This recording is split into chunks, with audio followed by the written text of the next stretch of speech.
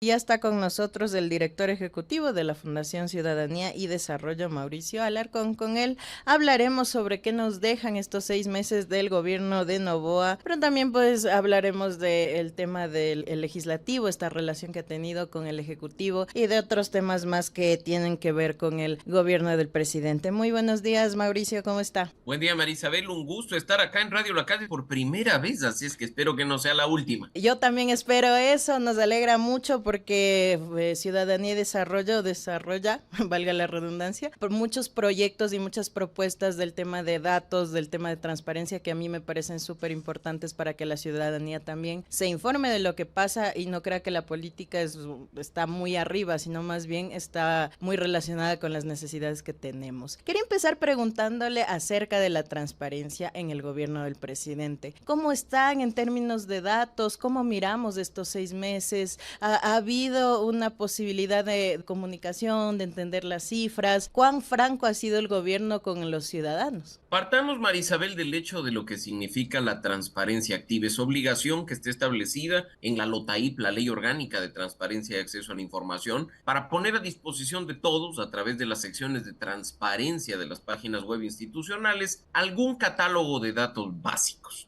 En ese sentido, vemos lo mismo que hemos visto durante años pasados, gobiernos pasados e incluso con la ley anterior. Recordemos que el país desde febrero de 2023 cuenta con una nueva ley con otros estándares. Tener páginas que a veces no funcionan, tener páginas que se caen, tener páginas desactualizadas, es una práctica común y recurrente en todos los niveles de gobierno. No obstante, si hay que decirlo, se necesita del otro lado una ciudadanía, como tú ya decías, interesada en conocer esa información para estar pendiente e incluso levantar la voz cuando la información no está disponible o cuando los sistemas se caen. Caso contrario, quedamos simplemente a merced y disposición de la autoridad de turno. Nosotros, algunos meses atrás, en marzo para ser exactos, presentamos un índice de transparencia activa, una edición más porque solo trabajamos anualmente, en el que decíamos que en el Ejecutivo hay buenos índices de transparencia activa, por supuesto que sí, pero hay instituciones que incumplen con sus deberes básicos y, por ejemplo, lo decíamos en su momento, el Ministerio del Deporte una vez más deja de rendir cuentas en cuanto a aspectos tan fundamentales como distributivos de personal, contratación pública y algunos asuntos. Ahora, ese tema, como digo, es una parte, pero la otra, que probablemente tiene relación con lo que tú mencionabas, Marisabel, es el tema de entregarle permanentemente a la ciudadanía cifras de gestión pública, aprovechando, por supuesto, que hay canales de comunicación que ahora son mucho más asequibles por la vía digital y que en definitiva lo que debería ser más que transparencia activa, es una rendición de cuentas permanentes sobre lo que las autoridades y sus equipos hacen.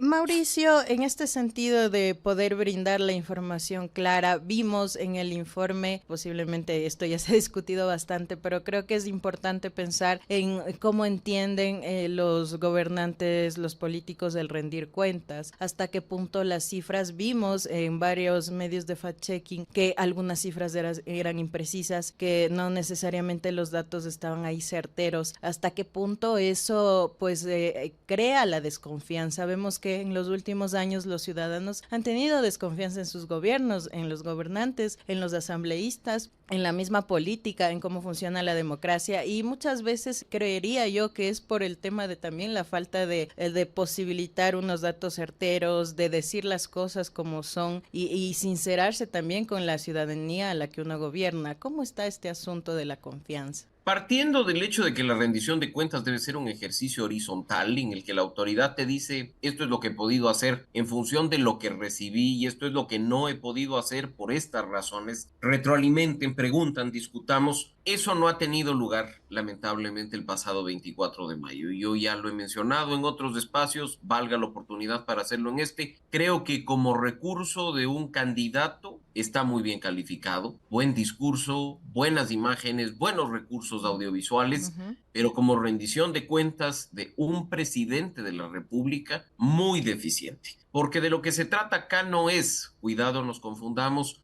valorar algo por la cantidad de cifras que se presenta o por si esas cifras corresponden o no con la realidad. Como tú ya lo dijiste, María Isabel, espacios especializados de verificación y de fact-checking han hecho un espectacular trabajo al respecto. Pero rendir cuentas hubiera sido ideal en el sentido de, y eso lo dice la Constitución, decir cómo se recibió el gobierno ¿no? Decir cómo está en este momento, 6 meses después, no es un periodo completo, y cuáles son las perspectivas para el año que viene. Sí, los datos son importantes, pero sobre todo esto. Y finalmente, como manda la propia norma vigente, anclarlo, no simplemente mencionar el Plan Nacional de Desarrollo, porque hay líneas bases, hay directrices que tienen que estar, nos guste o no nos guste, bajo la normativa vigente, vinculadas al momento de hacer un informe a la nación. Tampoco es un problema de tiempo, puede ser un discurso de 5 minutos o de 5 horas. El punto es que se rinda cuentas de la manera óptima, precisamente por lo que tú decías, la confianza. La ciudadanía necesita confiar en el trabajo de sus gobernantes y para ello la transparencia y la rendición de cuentas juegan un rol vital. Nosotros nos preguntábamos, Mauricio, en la portada de hoy si este es un gobierno que resuelve, porque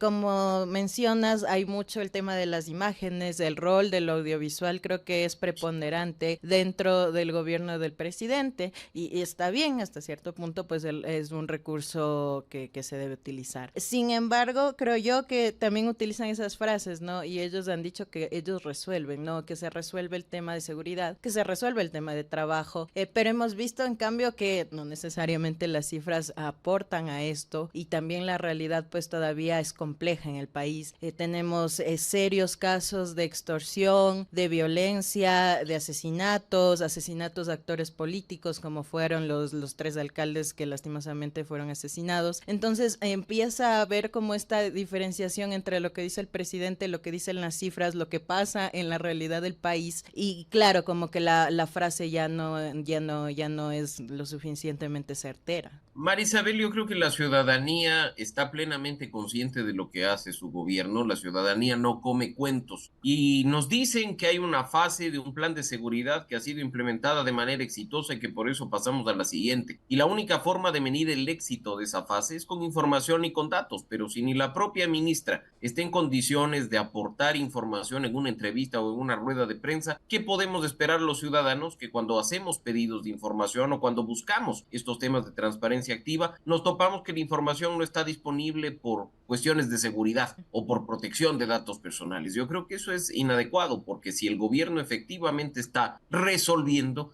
para utilizar ese término propio de las redes sociales, lo que debería es contarnos cómo está resolviendo y cuál es el impacto de su resolución, Sí. no simplemente utilizar un recurso propio de los temas digitales para tratar de engancharse con una tendencia o para tratar de conquistar a un grupo específico del electorado. Si el gobierno resuelve, rinda cuentas. Si ha resuelto, rinda cuentas. Lo óptimo en este caso es que la ciudadanía, con más información, con más datos y con análisis en espacios como este, pueda sacar sus propias conclusiones. Mauricio, veíamos en una encuesta de Comunicaliza que los dos problemas más importantes para la ciudadanía es el tema de la seguridad, pero también lo que tiene que ver con la economía, con el trabajo. Todo este tema de salir, no podemos salir de deudas, no logramos conseguir un trabajo formal, un trabajo que nos permita vivir dignamente, y esos son un poco los problemas que acechan a los ciudadanos. ¿Qué sucede? Yo creo que un buen gobierno, para también usar la palabra un gobierno que resuelve, escucha a la gente, se da cuenta de cuáles son sus necesidades y aplica también soluciones a varios problemas, pero hemos tenido mucha confusión, a veces mucho silencio desde el espacio del Ministerio de Economía, por ejemplo. La ministra de Trabajo tuvo que salir esta semana a aclarar el tema del empleo joven, porque habían cifras que no coincidían y no coinciden en el IES. ¿Qué sucede Y aquí? ¿Por qué nos quedamos como estancados en estos temas y no hay la suficiente sinceridad al respecto? Marisabel, llevamos más de 10 años con las mismas tres prioridades de preocupación. Nos preocupa la inseguridad, la situación económica y la corrupción. Han pasado ya gobiernos enteros, periodos de 4 años, periodos intermedios, gobiernos de transición, y siguen siendo las tres mismas prioridades. Yo creo que no es porque los gobiernos han hecho algo que nos permita decir, mira, ya al menos hay algo encaminado y podemos enfocarnos en otra preocupación, en otra prioridad. La inseguridad, así nos digan lo contrario, y si hay una reducción mínima de lo que ha sido esta crisis durante los últimos meses, sigue trayendo consecuencias en la vida de los ecuatorianos, y no me refiero solo a lo que significa los delitos, como tú mencionabas hace un momento, la extorsión, el chantaje, el secuestro, el sicariato, sí, pero también las consecuencias indirectas de la inseguridad. ¿Cuántos negocios cierran porque ya no tienen clientes, porque ya la gente no quiere salir de noche o considera que la zona en la que está su restaurante, su bar o el lugar al que quiere ir no es segura. ¿Cuántas actividades culturales pasan por el mismo tema? ¿Qué está pasando con el transporte público? ¿Cómo la gente se está movilizando o cambiando hasta sus tendencias de consumo en función de la seguridad? Y ahí viene la segunda preocupación, la económica, automáticamente vinculada, porque no solo es un tema de finanzas públicas. Fácil que nos digan hay un hueco fiscal, el Fondo Monetario nos presta o el BID, la CAD, el Banco Mundial. La economía personal de los ecuatorianos se ha visto impactada en mayor o menor medida por el aumento del IVA. Es innegable. Aunque nos digan que los precios no han variado, lo han hecho. Creo que uno va al mercado, va al supermercado, va a la tienda del barrio y se da cuenta de aquello. Así es que no hay mucho que decir al respecto, de la mano de lo que significa la falta de fuentes de empleo. No coincidían las cifras, pues después de la rueda de prensa siguen sin coincidir. Nos podrán decir que son cientos de miles de empleos los que se han creado, pero basta ver cuando sale un anuncio en redes sociales o en internet de que hay 2, 3 plazas de trabajo para ir al lugar y constatar que hay cientos de personas entregando sus carpetas y que no son personas que están buscando cambiar de trabajo porque en el que está no le gusta o no se siente cómodo, no, son personas que no tienen un ingreso permanente. Y finalmente en el tema de la corrupción es muy fácil comunicacionalmente tratar de treparse en el trabajo de otros. Y yo creo que en ese sentido, más allá de simpatías o antipatías, la única institución que algo está haciendo en materia de corrupción del pasado y de vencer la impunidad es la Fiscalía. Mal hace el Ejecutivo, particularmente en este caso, tratando de treparse en un mérito que no le corresponde. Cambiar al nombre de una secretaría que antes era de política pública anticorrupción y de hoy es de integridad. Sí, es importante, es interesante, pero lo cierto es que más bien son acciones de gobierno y de gestión pública las que hablan respecto a la forma en la que el gobierno entiende la integridad y la ética o lucha efectivamente contra la corrupción. En Ciudadanía y Desarrollo hay varios proyectos y hay varias cosas que ustedes impulsan en pro de la transparencia de los datos. En el Observatorio Legislativo un poco colocan esas cifras. Yo veía, estaba viendo que hablaban de la hora ecuatoriana y de cuánto se demoran, por ejemplo, en el Pleno de la Asamblea en instalarse las sesiones. Un poco quiero que nos cuente sobre esta relación ejecutivo-legislativo. Muchas veces es muy cercana en algunos aspectos y en otras empieza pues a tener sus grietas, a partirse. ¿Cómo está esta situación? Y cuéntanos un poco también qué hace la Fundación para que la gente sepa cuáles son estos proyectos que llevan adelante con relación al legislativo. María Isabel, la mejor muestra de lo que está pasando entre el Ejecutivo y el Legislativo la vimos en la sesión del día de ayer. La bancada oficialista propone una terna para la judicatura y esa terna no pasa.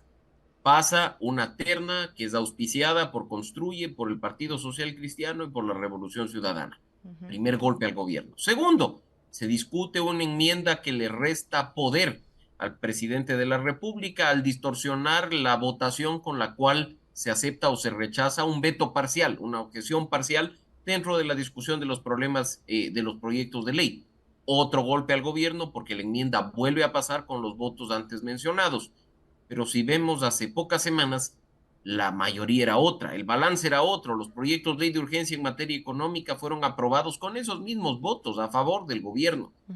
La situación tensa, diría yo, actualmente por los frentes que se ha abierto el presidente de la República en el legislativo, puede terminar pasándole factura, Marisabel, porque en un país que está concebido como el nuestro para que exista una relación estrecha entre el presidente de la República y la Asamblea Nacional por temas de proyectos de ley, de presupuesto general del Estado, de instrumentos y acuerdos internacionales, es vital que mantenga una buena relación que se ha resquebrajado, como he dicho, por los frentes que se abre el presidente en materia política de manera recurrente.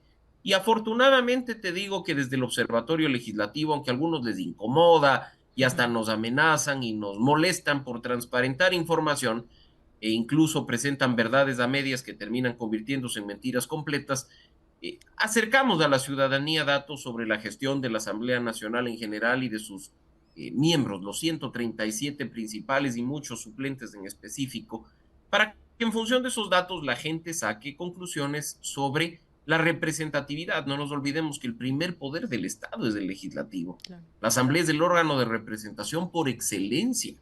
Y lo que tenemos ahí es un fiel reflejo de lo que somos como país. Por eso es que hay que exigir, no porque nos da la gana, puntualidad, sino porque hasta la ley así lo establece. Ujú. No es que hay que exigir que los legisladores voten porque nos da la gana, no, es porque ese es su trabajo en el ejercicio de la representación. Entonces hay que estar muy atentos a este tipo de cosas y por supuesto, gracias por tu mención, decir que desde el Observatorio Legislativo permanentemente estamos acercando a la Asamblea Nacional a los ciudadanos, aunque quienes se encuentran en ella lamentablemente se enojan, se molestan porque hay alguien que está diciendo cosas que ellos por conveniencia ocultan. Por supuesto, y lo más importante es ser transparentes, porque finalmente, siendo autoridades electas, es lo mínimo que esperaríamos de ellos.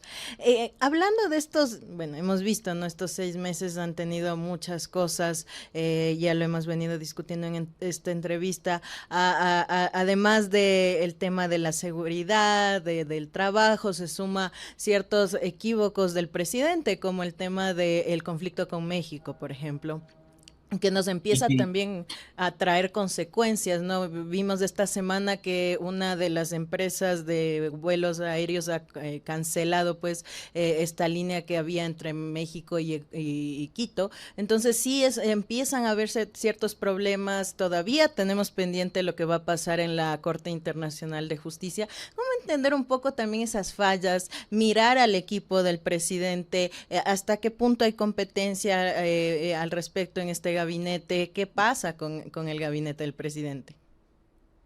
A ver, Marisabel, hay que hablar claro como es el tema. Cuando pasó lo de México y tuve la oportunidad, y muchos de nosotros tuvimos la oportunidad de hablar en medios de comunicación, decíamos, se aplaude, se festeja una acción por fuera de los convenios Ujú. internacionales, esperen a ver las consecuencias, y nos decían, no va a haber consecuencia alguna.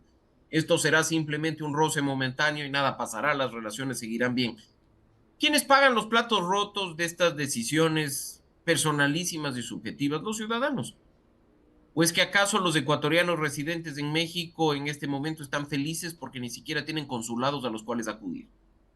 ¿O es que nuestros hermanos que lamentablemente forzados por la situación del país empiezan a buscar oportunidades en países del norte y se encuentran en México siendo atacados, Ujú. agredidos o abandonados, están contentos por no tener una misión diplomática o una misión consular a la cual acudir? Muy fácil. Vaya a Houston, vaya a Guatemala. No, no, así no funcionan las cosas. Peor aún cuando ahora nos hemos enterado, y tú ya lo dijiste, que nos dijeron que no había impacto económico alguno. El hecho de que una aerolínea que venía teniendo frecuencias, tengo entendido, diarias entre Ecuador y México, suspenda operaciones hasta el mes de agosto, es terrible. Y es terrible porque, ¿qué pasa? Por citar el tema del empleo que lo conversamos hace un momento, Ujú. con aquellas personas que vinculadas a la aerolínea estaban trabajando aquí en Ecuador. ¿Qué pasa con la economía que mueve esa aerolínea en Ecuador? ¿Qué pasa con los impuestos que paga esa aerolínea cuando opera en Ecuador? ¿Hay un impacto económico? Por supuesto que sí. Entonces, estas decisiones, que muchas veces son producto de criterios personalísimos o de arranques de populismo y de ganas de hacer política electoral, terminan pasando factura a los ciudadanos comunes. Aquí el mejor ejemplo. Esperemos que la situación cambie por el bien de todos, por el Sí. bien de Ecuador, que además ha mantenido relación con México durante mucho tiempo de buena forma, y los últimos meses esto se ha visto empañado por cuestiones, diría yo, sí políticas, pero muy vinculadas al aspecto electoral. Mauricio, todavía falta un año para que el gobierno, este gobierno de transición, además termine su periodo y pueda entregarle al nuevo presidente al que elegiremos en febrero de 2025. Y todavía tenemos retos. Vemos que hay conversaciones con el FMI. El ministro de Economía fue a la asamblea, pero ese discurso realmente no nos dijo nada al respecto de qué está pasando. Y yo creo que muchos ecuatorianos deberían tomarse también en serio este tema de la economía, de cuál es nuestra relación con los multilaterales, cuáles son las deudas que tenemos y cuáles son también los pedidos, porque se ha hablado. El presidente tuvo hace unas semanas una entrevista en España diciendo que hay la posibilidad de focalizar los subsidios, por ejemplo. Un tema muy complicado para la ciudadanía ha sido esto del combustible. Vimos que en 2019 hubo un paro nacional al respecto del tema del combustible, que ha habido problemas desde entonces para hablar de ese tema. ¿Cómo están estos retos, incluyendo el tema de economía, pero también qué va a pasar en este año que tiene el presidente, que además espera ser candidato nuevamente? Y ahí radica, María Isabel, la principal preocupación, porque durante estos próximos meses que empiezan en este momento y que terminarán con al menos la primera vuelta en febrero del 25, los ecuatorianos no sabremos si tendremos a un presidente haciendo gestión pública o a un candidato haciendo campaña, y me refiero al tema de las decisiones. ¿Se decidirá la gestión pública sobre la base de la popularidad o del acarreo de votos? ¿O se decidirá sobre la base de lo que es correcto hacer en el país en beneficio de los ecuatorianos? Eso es quizá uno de los temas más preocupantes. En esta recta final, un año le queda al gobierno de Daniel Noboa, independientemente de lo que pase en febrero. Hay que mostrarle al país que se ha hecho algo en materia de seguridad, en materia económica y en materia de lucha contra la corrupción. Hoy en un medio digital hay una nota que ahora la veo incluso difundiéndose de forma bastante rápida a través hasta de grupos de WhatsApp, en el sentido de las primeras piedras, que no han pasado de ser primeras piedras, de los ofrecimientos que Noboa hizo en campaña, que Noboa hizo cuando se posesionó. Las cárceles no se ven, el quinto puente tampoco, en el caso de Guayaquil, y eso podría terminarle pasando factura. Ahora, un tema en carpeta que tú lo has mencionado, el de los subsidios a los combustibles, que nadie sabe cómo terminará. Será una bomba de tiempo como ha sucedido con los gobiernos anteriores, provocando protestas, problemas sociales, no lo sabemos. Pero vinculado al otro tema que tú decías, lo principal es que cuando el gobierno gestiona a la interna y a la externa, con lo que significa su relación con los multilaterales, hay que hacerlo con transparencia. La ciudadanía necesita conocer cuáles son los términos, cómo se va a manejar el tema de los recursos, hacia qué están destinados, qué implicaciones tiene, porque mal o bien nosotros vamos a terminar siendo afectados por esa decisión. Entonces, en días pasados vimos en la Asamblea Nacional que se invitó al ministro de Finanzas y Economía a hablar del tema, a rendir cuentas. Esperemos que eso arroje resultados lo antes posible, porque creo que lo principal es que sepamos en qué nos estamos metiendo, y dentro de ello la transparencia, como he mencionado, es fundamental. Es fundamental, además, creo, para poder un poco aterrizar a los ciudadanos en conceptos que muchas veces no llegan a tener un interés por parte de los mismos ciudadanos. No necesariamente estamos pendientes de lo que sucede en economía, qué es el riesgo país, por ejemplo, qué implicaciones tiene, cómo funciona la canasta básica, el tema del IVA, el tema de los impuestos. Casi nunca se hablan de estas cosas, no se habla de política y lastimosamente creo y hemos normalizado que los ciudadanos no ingresen en este espacio de diálogo con el gobierno, de que también sepan que la política y la democracia es un espacio de derecho para la ciudadanía que va a ejercer su voto y tiene que exigirle cuentas también a la gente a la que ha elegido, que nos está gobernando.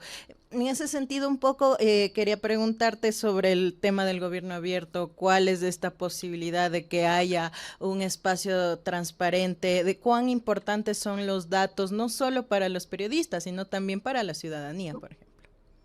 Marisabel, yo creo que el punto de partida es comprender que la política importa y que los ciudadanos necesitamos involucrarnos en ella para poder exigir, para poder reclamar y para poder cogestionar en línea con lo que tú acabas de decir.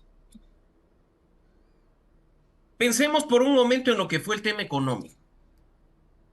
Va a subir el IVA y la gente dijo, ¿será que impacta? ¿Será que no impacta? Una campaña de gobierno diciendo, no se preocupe, estos son los artículos básicos que no subirán de precio con la subida del IVA porque no graban IVA. Un ejemplo práctico. ¿Qué ha pasado con la leche?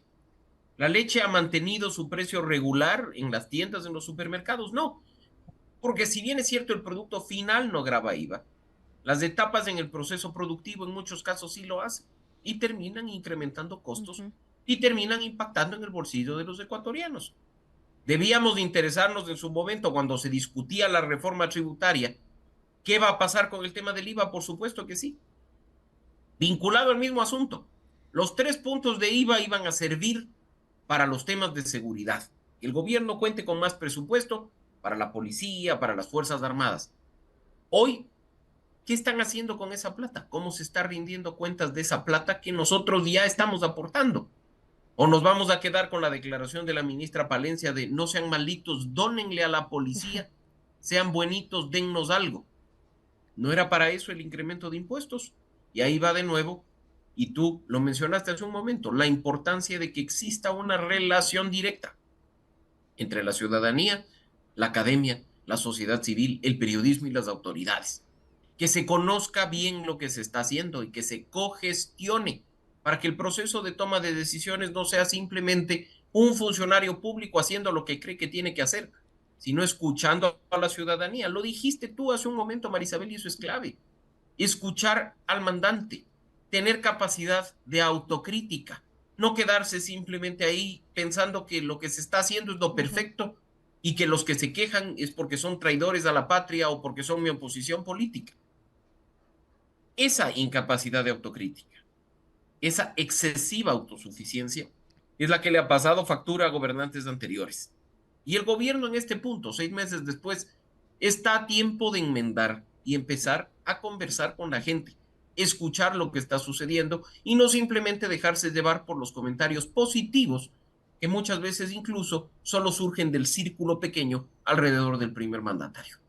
Por supuesto que sí. Yo, Mauricio, saludo el esfuerzo que hace la Fundación Ciudadanía y Desarrollo, porque creo que es importante que espacios así existan, que podamos exigir como ciudadanos que nos digan las cosas, que no nos mantengan en la oscuridad, porque si no, nunca vamos a avanzar, ¿no? Nos quedamos estancados porque el gobierno también nos suelta la mano, le somos importantes en un momento de la elección y después simplemente nos dejan en el olvido. Así es, Así es, así así que es. espero tenerte en otra oportunidad. Siempre es importante hablar de los temas y hablar de los datos, que pues nunca viene mal. Muchas gracias, Mauricio, por Gracias acompañarnos. a ti, Marisabel, y como dije, que esta sea la primera, pero no la última. Aquí siempre será un gusto recibir sus invitaciones, compartir el espacio, conversar contigo y con la audiencia.